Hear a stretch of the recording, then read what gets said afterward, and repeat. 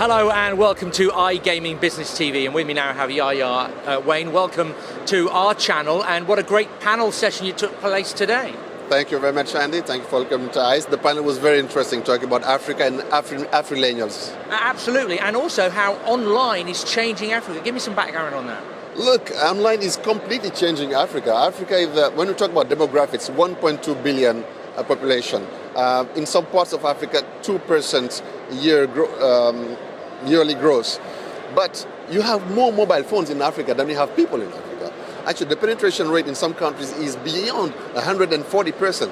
Online is changing absolutely everything. So everyone in Africa have a terminal in its pocket. So when we are gaming companies or any type of investor, what matters is not to have people go to find your service. What matters is how you can push your service to that pocket. Operators have to deal, of course, with a higher volume, lower value model than they're used to over in Europe. Does that provide more localized brands with opportunities here? Absolutely, the opportunities are huge. Whether you are in East Africa or West Africa, even North, the opportunities are huge because the market is still young and you have a lot of things to do. And we haven't covered the whole of digital. Today, when you talk about gaming in Africa, we talk about retail. Markets such as Nigeria. But when you talk about digital, then you can see the whole potential for growth which is there. It's just amazing.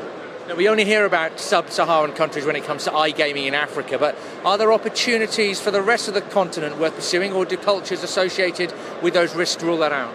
Absolutely. I mean, I think that you are referring to the North African countries because of Islam and the religion. But let me tell you one thing.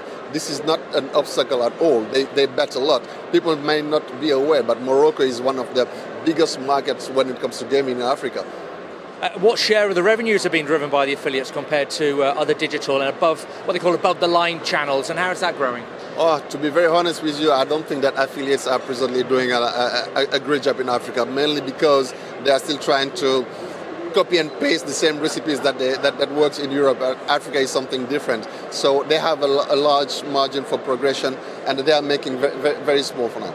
And how do you go about adapting products to deal with the limited smartphone and broadband penetration in the region? Does SMS betting still account for a large percentage?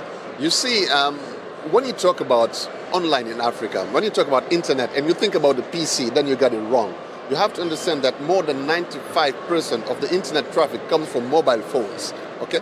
Now, Africa, the mobile penetration is huge, but the smartphone penetration is still low.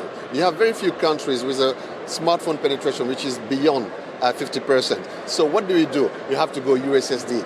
USSD is technology which is unknown in Europe because you guys don't need it. Telecom operators use it for their own services. But in Africa, it's the widest and most universal channel for access. So when it comes to SMS betting has started, let's say, 10 years back. But today, people don't use SMS to place their bets because of the syntax errors, and it's a bit complicated and tricky. They use USSD portal, which are much more interactive and create a much better customer journey. SMS is really used for customer acquisition, customer retention. So all these campaigns, digital marketing campaigns, SMS is the best channel for it. Some great insight. Thank you very much for your time. Thank you very much, Andy. Okay, now for the latest and everything, of course, as we get ready for next year's LAC, head to our website and get the latest at iGaming Business TV.